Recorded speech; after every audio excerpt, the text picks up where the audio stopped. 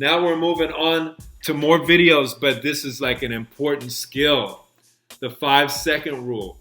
Before you watch this video that I'm going to show you here on the class, or in the class, you should really watch the Motivation is Garbage. I didn't want to take up all your time with this class, but that Motivation is Garbage video is dope. It's so good. It really breaks down, how we can move through when we don't feel like doing stuff, which is often. Thus the terminology, motivation is garbage. We're not going to feel like doing the right thing a lot of times. We're not going to feel like getting out of bed 10 minutes early a lot of times. We're not going to feel like doing our homework a bunch of times. We're not going to feel like being grateful at work when it's a difficult job. It's just not, but it's the right thing to do, and it moves us forward in our life. Hello? So what I want to do, because this class is on worry and stress and anxiety and depression, all right, I want to play this next video. Mel Robbins is brilliant. She came up with, or maybe someone else did, but she perfected what's called the 5-second rule.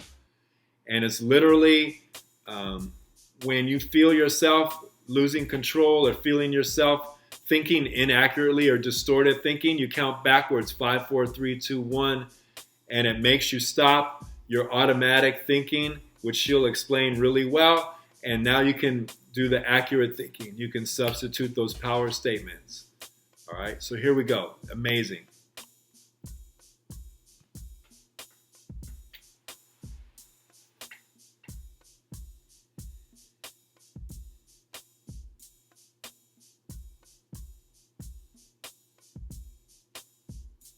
And what a lot of people don't know about me, although I share this on stage and I'm extremely open about this because this is a topic that's really important to me, is that the single most profound use of the 5-second rule is mind control. And I say that as a lawyer. I will tell you, you can use this stupid trick to cure yourself of anxiety. Yeah, I wanted to talk about that. So you struggled very profoundly with anxiety. So walk us through like some nuts and bolts of how you use the 5-second rule. Sure, I would love to. So first of all, I literally have struggled with anxiety my entire life. And anxiety, for this conversation, the way I define it is the habit of worrying spiraled out of control. You may say that you are a worrier. That's not true. You have a habit of worrying. A habit is a pattern of behavior or thinking that you repeat without realizing it. So anxiety happens when that pattern of worrying about things spirals out of control, and now it starts to marry and manifest itself with physical sensations too. That's all that it is. I know that I say that's all that it is. Me personally, I struggled with anxiety, I think my entire life. It became quite acute when I was in my late teens and early 20s. I became medicated in the middle of law school. I took Zoloft for 2 decades. When our first daughter was born, who is now 17, the postpartum depression and the cascading panic was so terrible that not only was I medicated and couldn't breastfeed, but I couldn't be left alone with her. Wow. So when I say you can cure yourself of anxiety, I don't say that lightly. 4 years ago, after I had been using the 5-second rule to change my behavior, how I spoke to my husband, how I negotiate in business meetings, how I conduct sales, the kind of parent that I am, my health habits, my eating habits, curbing the drinking. I thought, I wonder if I can use this 5, 4, 3, 2, 1 thing to get control of my thought patterns. Not my behavior patterns, my thought patterns. Yes, you can. So we're gonna build this conversation because I want to start with something we can all relate to, and that is, how do you stop worrying, and how do you stop listening to self-doubt? This is how you're going to do it. So all day long, you're going to have moments where your thoughts drift, and I use that word on purpose.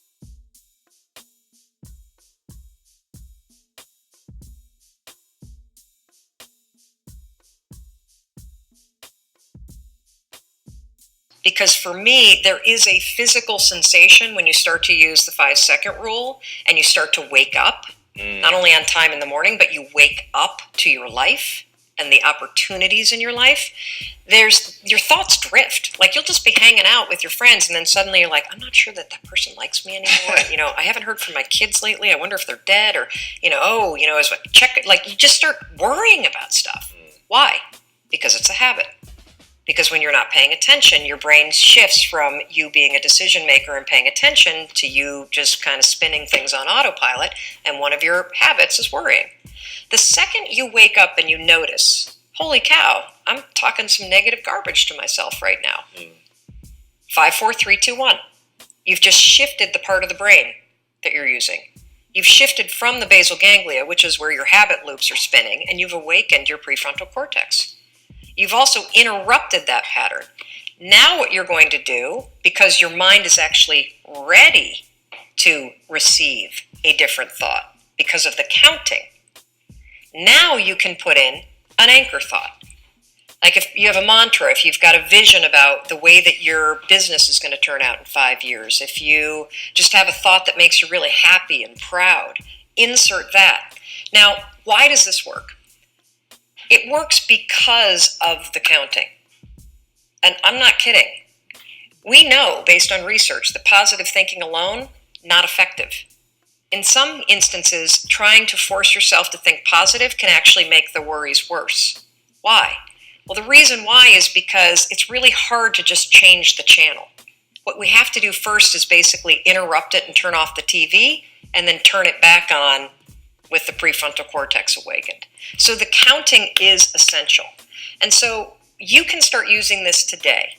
You catch yourself talking garbage to yourself, because we all know if I were to put a speaker on your head and broadcast, you would be sitting here in the audience, you'd be in an insane asylum, because the crap that you say to yourself is insane.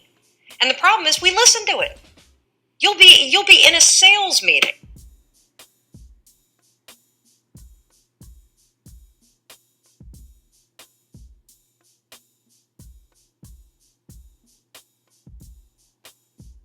And you'll be undermining yourself. They're not going to buy. Oh my gosh, I'm in trouble. You're not even present. 5, 4, 3, 2, 1. Switch it back. Get back to that vision that you have about toasting your success, or this customer being really happy, or you being proud of yourself.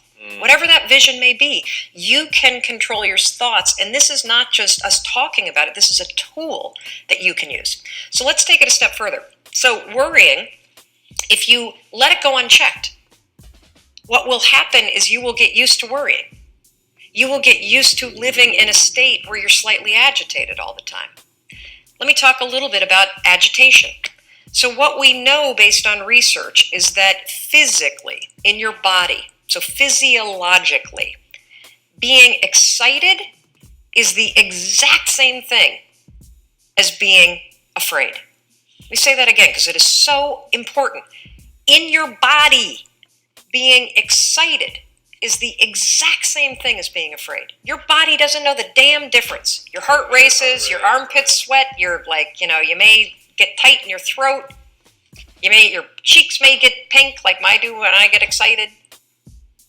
The only difference between excitement and fear is what your brain says. And the problem is, if you have a habit of worrying, guess what you're going to tell yourself is going on? That you're like freaking out, that you're not excited, that something must be wrong. Oh gosh, why would you say something's wrong? Because you got a habit of saying that all the time. Even as I became a speaker for a living, or I'd be on CNN, when I first started doing it, I would be freaking out backstage.